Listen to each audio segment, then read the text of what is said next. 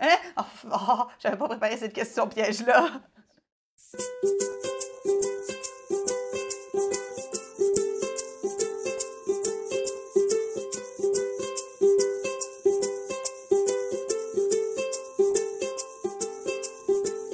Salut tout le monde, vous êtes avec Camille DG.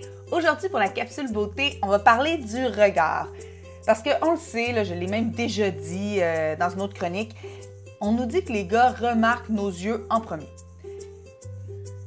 Je pense pas que c'est le cas de tous les gars, mais j'ose croire que c'est quand même une des premières choses qu'on remarque. Et pour mettre les yeux en valeur, souvent, la première chose à laquelle on va penser, ça va être nos cils. Donc, le mascara, c'est quelque chose de naturel.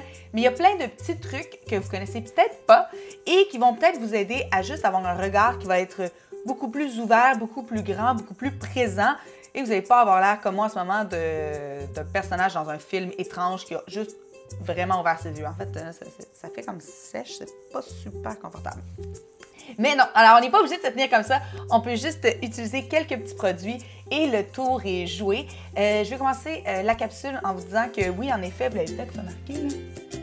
Moi, j'ai des extensions de cils permanentes, surtout parce que je travaille en télé, donc avec énormément de maquillage, tout ça c'est une petite tactique pour que quand je me lève le matin, j'ai pas besoin tout le temps de me maquiller, puis voilà, c'est fait. Mais cela dit, les trucs que je vous montre aujourd'hui, c'est pour celles qui en ont pas, parce que j'en ai pas toujours eu et je n'en aurai sûrement pas toujours. Et il y a plein de trucs où on n'a pas besoin justement d'un rendez-vous et d'une solution permanente. Alors, on est parti pour les trucs qui vont agrandir votre regard.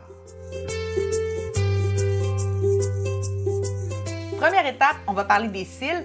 Donc, j'étais une personne, on peut utiliser un mascara pour s'aider. Il y a tout plein de mascaras sur le marché. D'ailleurs, on a fait une capsule à ce propos. Donc, je vous invite dans les commentaires, je vais mettre le lien de la capsule pour que vous puissiez aller la voir. Aujourd'hui, on a pris le Hypnose de Lancôme. Moi, Lancôme, ils me gagnent toujours avec leurs annonces. En fait, ils ont toujours des super belles vedettes et ça donne le goût de mettre beaucoup de mascara. Mais le mascara, comment on le met? En fait, c'est très simple. Il faut aller sur les cils du haut. On ne touche pas aux cils du bas. Donc, on va sur les cils du haut et on va dans le coin externe de l'œil et on travaille en zigzag. Un peu comme ça, là. Et là, on en met là, pour vraiment agrandir l'œil. On veut avoir un œil de biche. Là. On s'en va vers le côté. Là. Ça va long. Mais si on n'a pas assez long de cils, ce qui peut être une réalité, on peut utiliser des faux cils. Des faux cils, moi, j'en mettais tout le temps auparavant quand j'avais des soirées. Puis encore aujourd'hui, je trouve que c'est un meilleur ami. Le faux cil, par contre, il faut faire attention. Quand on en achète, il y en a qui sont plus longs que d'autres. Il y en a qui sont plus fournis, moins fournis. Il y a plusieurs types de faux cils aussi. Comment est-ce qu'on va vouloir les appliquer? Est-ce qu'on est doué ou est-ce qu'on n'est pas doué? S'ils sont trop longs, je vous conseille de les couper. Vaut mieux avoir des faux cils qui sont un peu plus courts, mais qu'on n'aura pas l'air d'une poupée Barbie. Sinon, on peut aussi les couper en moitié puis juste en mettre sur le côté externe, donc pas en mettre partout. Donc, c'est à vous un peu de créer vos faux cils, mais il en existe aussi, si on se rend aux gens couture, vous pouvez en trouver qui vont être de différentes formes. Donc, c'est de parler avec la cosméticienne, de lui demander vraiment lesquels seraient adaptés à notre visage, à nos yeux, parce qu'il n'y a pas de recette magique, là. C'est pas pour rien qu'il y en a tout plein sur les étalages. Là, vous avez sûrement remarqué, mon teint est déjà fait, mais je veux rendre mon œil encore plus lumineux à l'intérieur, tu sais, le petit coin où il y a des cernes. Donc, on va venir utiliser comme ça un petit fard. Il peut être beige, un peu plus rosé. Donc, on va aller chercher du produit. Comme d'habitude, on l'enlève. Et on vient vraiment travailler dans le coin. En fait, on veut créer un point de lumière. Donc, on veut venir illuminer l'œil. Mais c'est sûr que c'est pas ça qui va faire quelque chose de magique si vous n'avez pas caché vos cernes. Donc, toujours vous assurer aussi de cacher vos cernes avant de commencer à travailler les yeux ou après. En fait, c'est vraiment comme vous décidez, mais il ne faut pas oublier les cernes quand on travaille les yeux, en général.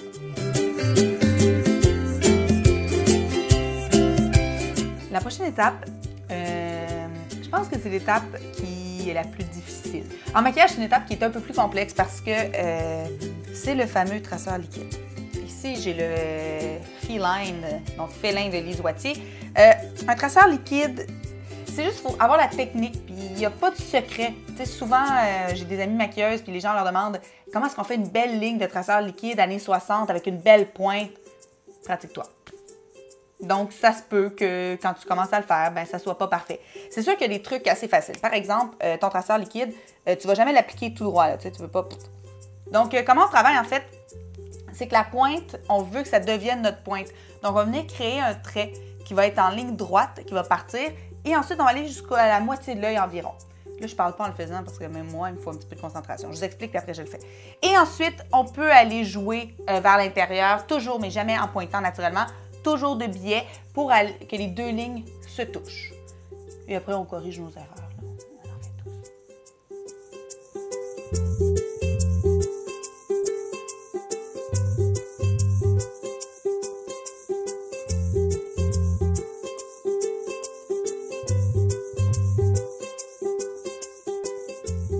Là, il faut voir la différence entre les deux yeux. Donc, on peut voir que, en tout cas, moi, je le vois dans mon miroir ici, là, cet œil-là a l'air beaucoup plus grand, beaucoup plus ouvert que celui-ci.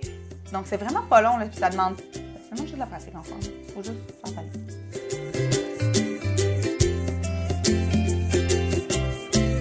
Finalement, peut-être que je vais vous faire peur ou vous ramener dans le passé en vous parlant du crayon blanc.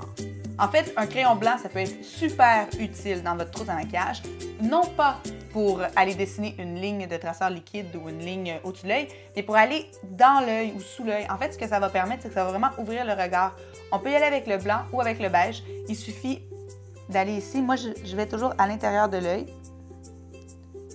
et on va dessiner.